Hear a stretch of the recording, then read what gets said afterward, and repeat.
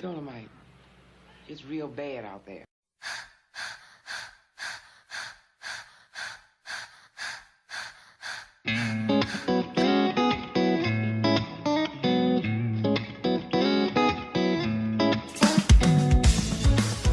From the studios of WEAA 88.9 FM, Morgan State University, this is Jazz 101. I'm your host, Tom Gauker. Thank you for listening to another edition of Jazz 101. Tonight, we'll be talking to Mike Evans, a professional rock guitarist who traveled the world over, and he brought in with us some musical selections from progressive and alternative genres of music. These artists are proficient and major in technique and talent. What am I talking about? It is Jazz Fusion Night. Welcome, Mike Evans, to Jazz 101.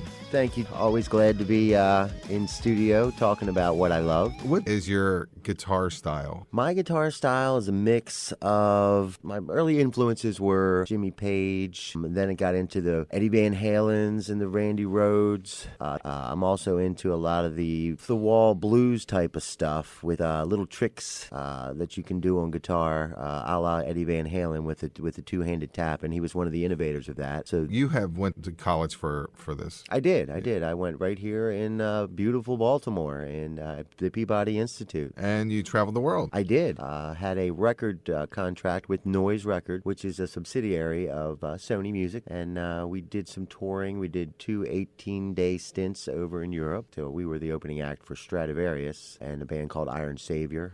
We were the first band on the bill, but it was quite the experience. Got to do my rock star thing, which was a lot of fun. Memories that will always stick with me, and hopefully plan to relive here in the near future. We're talking about progressive rock, or we're talking about jazz fusion. When I've talked to a lot of the jazz artists, that they've always said less is more, and especially when it comes to like smooth jazz, or when they were really working on a melody. And in this case, these guitar players are really focused on more notes. More is more. And what is that? Is it a difference between a technique, like I'm going to show you how fast I'm going, or is it really hard for one thing? Yes, yeah. I mean, it shows that there's a lot of effort being put into it and a lot of thought being put into it, which that I really appreciate. The melody is, as far as the melodies, as far as the smooth jazz, all that's there. They're just adding to it and layering it and giving you so much more to ingest, so to speak. I'd say that maybe in the 70s, that style became famous with Robert Fripp, who went with technique. Like, technique was very important within the recording and the multiple layers of guitar work that's going on. Frank Zappa. Oh, Frank Zappa. He had so much stuff going on in his music, so many different time signatures. He kept you on your toes. What you brought to the table today is just a couple of artists that you feel that they're jazz artists, or they're jazz fusion artists, or they're just guitar guides that are able to intermingle the whole jazz. I think for the most part, well, some of them are pretty much in the jazz genre. The Aristocrats are very, very jazzy. As far as the Liquid Tension with John Petrucci, that gentleman can do anything. Well, let's go through each artist and then the song that you chose and why you chose it.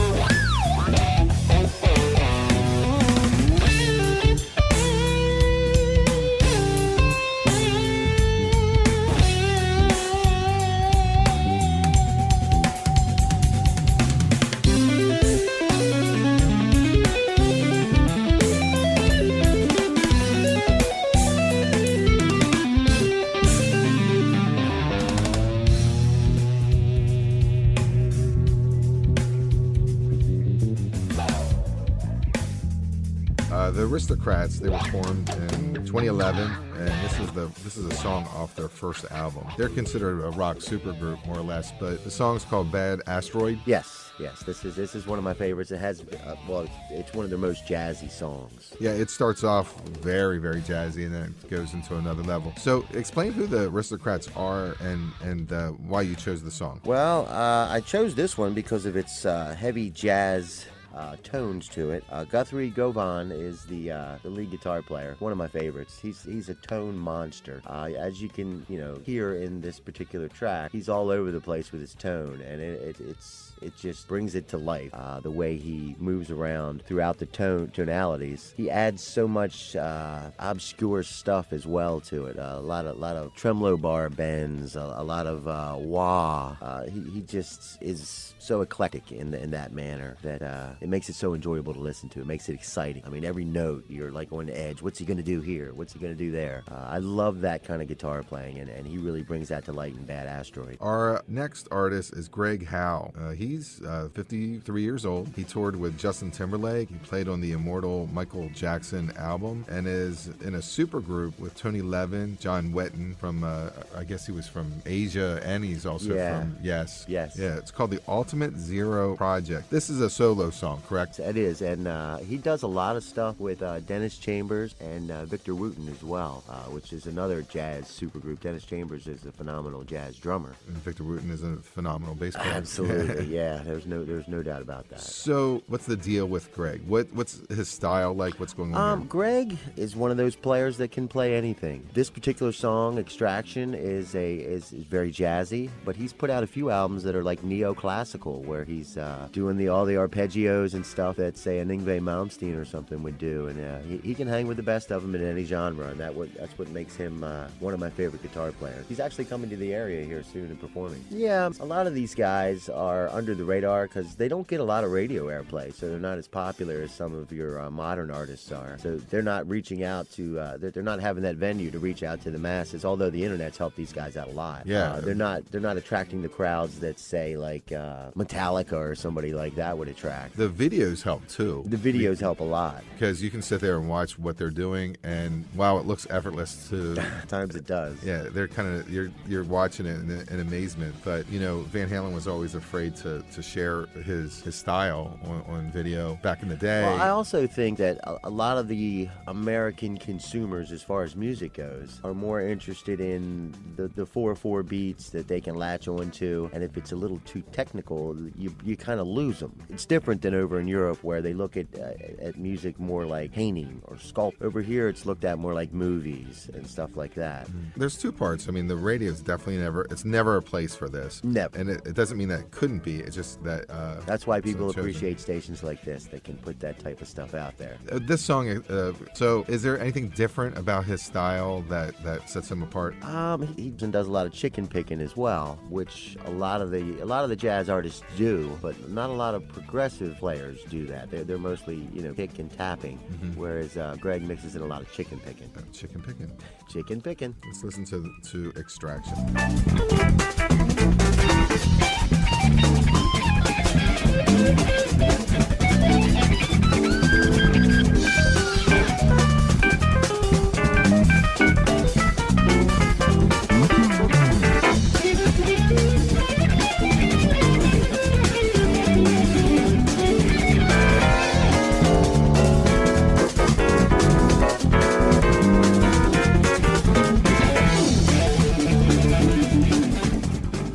Just joined us, you're listening to Jazz 101. I'm your host, Tom Gauker, and I have in the studio with me Mike Evans. Tonight we're discussing jazz fusion. Our next artist is someone that you would assume that would have a jazz background and is a legendary guitar player in general, is Jeff Beck. Oh. And you picked from the 1974 album Blow by Blow, which is his biggest selling album of all time, and you picked the song Scatterbrain. What does Jeff mean to you? Jeff is one of the guys who really brought the instrumental guitar player type albums to the masses. With his background, in a lot of popular supergroups before his solo project. It really gave him the audience to be able to express himself and bring in a lot of new listeners to the instrumental genre. And nobody does it as wonderful as Jeff Beck. I mean, he's so expressive. I just love everything Jeff does. Let's listen to Scatterbrain.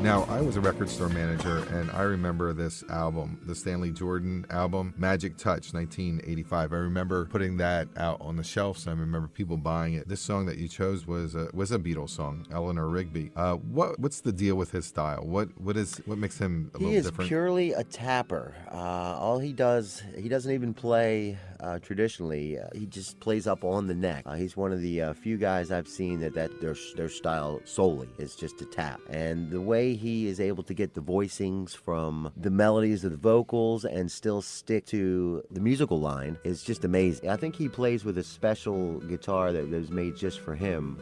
It's a French guitar maker. I can't recall the name of the guitar maker, but it has scalloped frets, which make it much easier for him to tap. Are the frets larger?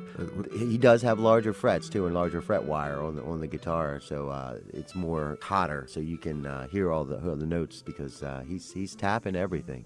We are going to listen to a little of Eleanor Rigby by Stanley Jordan.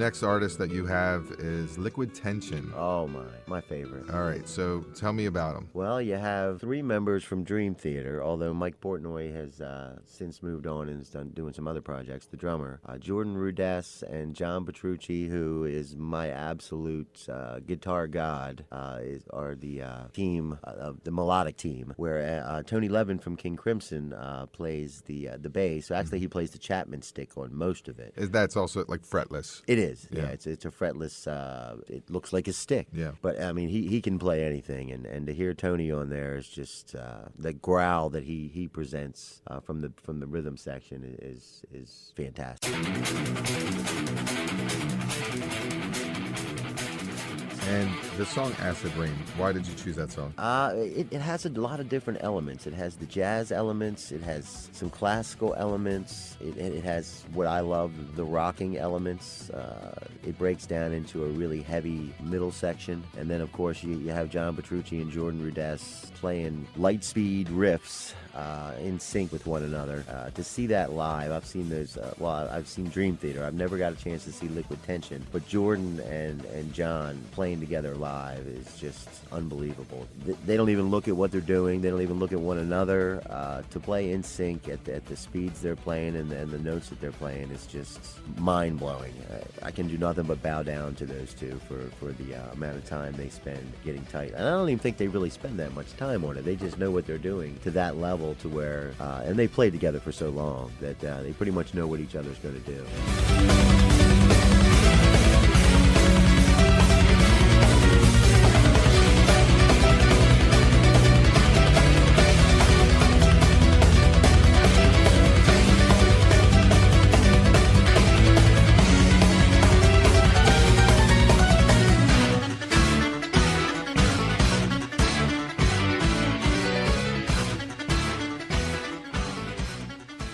Dolomite, it's real bad out there.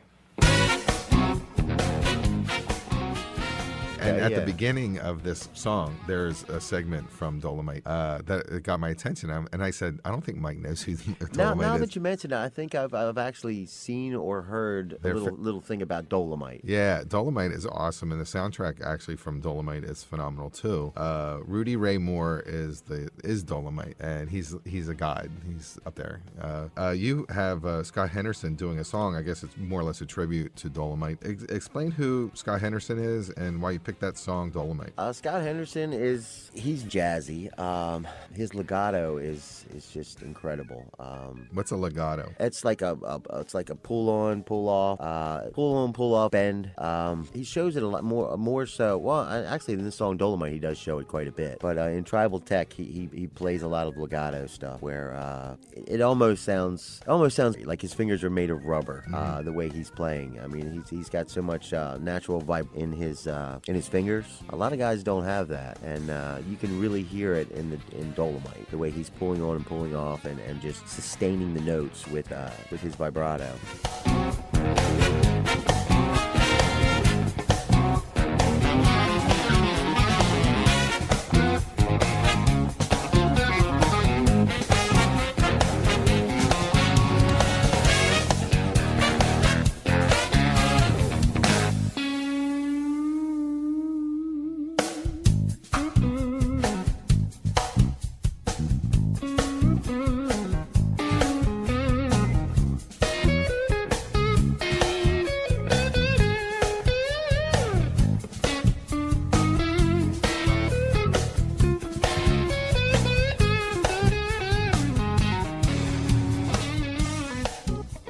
The next group is Intervals. The Shape of Colors album came out in 2015. It's a relatively recent song. Who are Intervals, and why did you pick I'm Awake? I'm Awake has, just like the Liquid Tension, Acid Rain, it has all of the characteristics of what I love in music. It has a little bit of the hard edge. It has a little bit of the noodling, which most people that are not familiar with jazz really think that most of the artists are just warming up to play a song instead of. So I love the noodling, and they noodle with the best of them. All right, stop me here. What is noodling? Noodling is playing around, playing through your scales, stuff of that nature. A lot of people do it to warm up. They just noodle around. I'll sit there for hours and watch a ball game on TV and be noodling on my guitar, not even really paying attention to what I'm playing so much as just trying to warm up. So a lot of people noodle to warm up. These guys noodle to play a song, and they are paying attention to what they're doing. I think that sometimes that confuses the listener or the viewer because they don't know what's going on. They feel a little confused, or maybe they're not emotionally attached to what the noodling is going on. Exactly right. I'm Awake. What does that song do to you? It brings forth every emotion that I've had as far as a guitar player. Intervals is. I'm glad that they're putting out stuff like they are. They're a super group as well. Their music is very inspiring to me. They mix it up, like I said. They mix it up with the heavy rock. They'll break it down and do jazz, and they'll even break off and do light, airy acoustic type stuff. Not particularly on this song, but throughout the course of their album, they'll go over all the colors of music, which I love.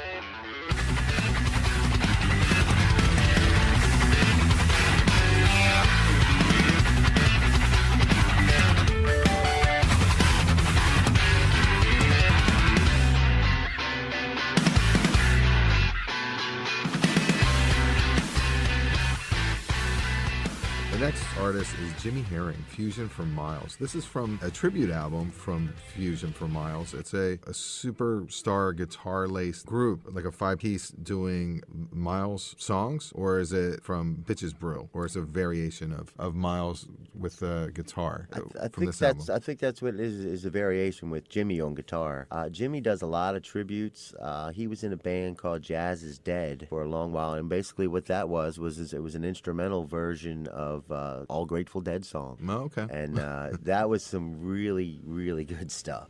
It brought to light a lot of the different things about what the Grateful Dead was trying to portray, and he put a very nice touch to it. I think he's in Widespread Panic as we speak. I just love his guitar style as well. I mean, but also very bluesy at the same time, and I think he did this song as a tribute to one of his heroes, Miles Davis. Let's take a listen to Fusion for Miles.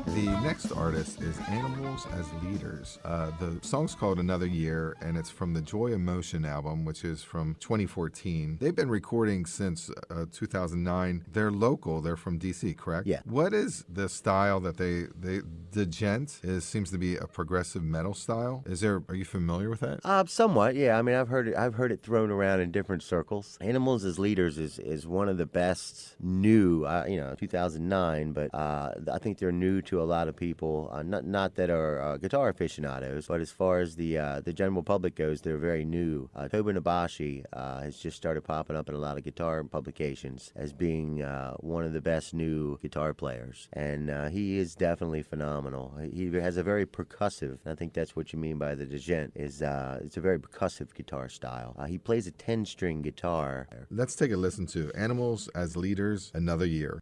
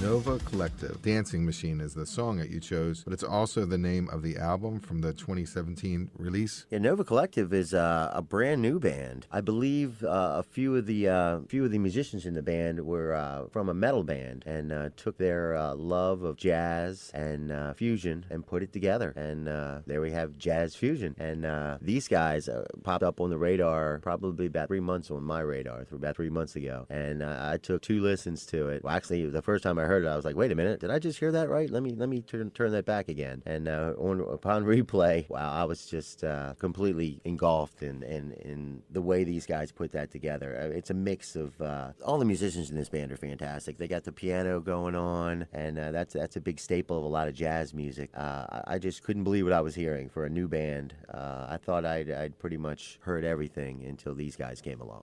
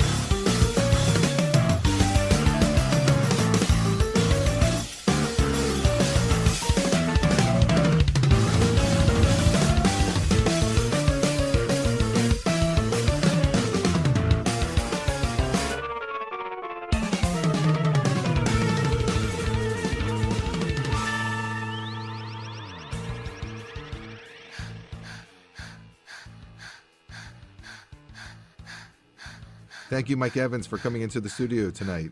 As a pleasure, as always. I'd love to come back sometime. That's exactly what I was going to ask you. We can have you come back.